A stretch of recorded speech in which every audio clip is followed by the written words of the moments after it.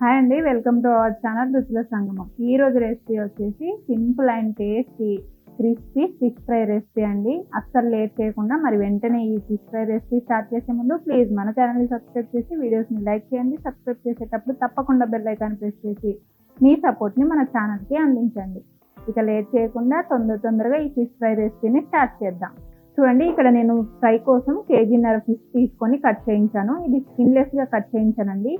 మనం తీసుకునేటప్పుడు వాళ్ళని స్కిన్ తీసేయమంటే తీసేస్తారు. అలా అని అన్ని ఫిష్ని ఇలా స్కిన్లెస్గా కట్ చేయించలేమండి. కొన్ని రకాలు మాత్రమే ఇలా స్కిన్లెస్గా కట్ చేస్తారు. మనం ఫ్రై చేసిన తర్వాత ఎంత బాగా ఫ్రై చేసినా సరే స్కిన్ తీసేస్తాం కదా. సో ఇలా మనం ఫస్టే స్కిన్లెస్గా కట్ చేయించుకుంటే మనం ఫ్రై చేసిన తర్వాత స్కిన్ తీయాల్సిన అవసరం లేకుండా పూర్తిగా తినేయవచ్చు. ఇలా నీట్గా కనిపిస్తే పిల్లలు కూడా ఇష్టంగా తింటారు.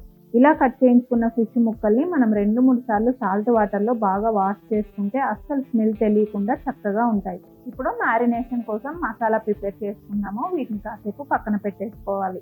ఇప్పుడు ప్లేట్లోకి 2 స్పూన్ల కారాన్ని వేసుకోవాలి. ఈ కారం అనేది మనం తీసుకున్న ఫిష్ క్వాంటిటీని బట్టి మనం తినే కారాన్ని బట్టి వేసుకోవాలి.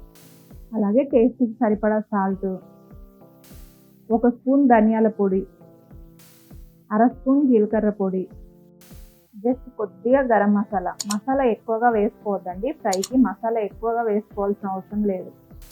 1/4 స్పూన్ పసుపు, 2 స్పూన్ల కార్న్ఫ్లోర్. మనం ఇలా కార్న్ఫ్లోర్ వేసుకోకుండా మనం బొంబాయి రవ్వతో కూడా ఈ ఫిష్ ఫ్రై చేసుకోవచ్చండి. అది మరోసారి చూపిస్తాను.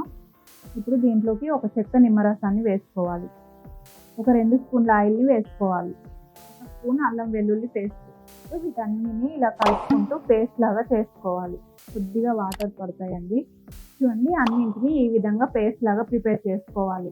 ఇప్పుడు ఈ పేస్ట్ని మనం తీసుకున్న ఫిష్ ముక్కలకి కోట్ చేసుకోవాలి. చూడండి, ఇలా కొద్దిగా మసాలా పేస్ట్ తీసుకుంటూ అన్ని ముక్కలకి ఈవెన్గా నీట్గా కోట్ చేసుకోవాలి. ఇలా గట్టిగా రుద్దుకుంటూ కోట్ చేసుకోవాలండి. అప్పుడే ముక్కలకి చక్కగా సాల్ట్, కారం అన్నీ పట్టుకుంటాయి. ఈ విధంగా అన్ని ముక్కలకి మసాలా పట్టించేసి ఈ ముక్కల్ని ఒక 1/2 అవర్ పాటు పక్కన పెట్టుకోవాలి.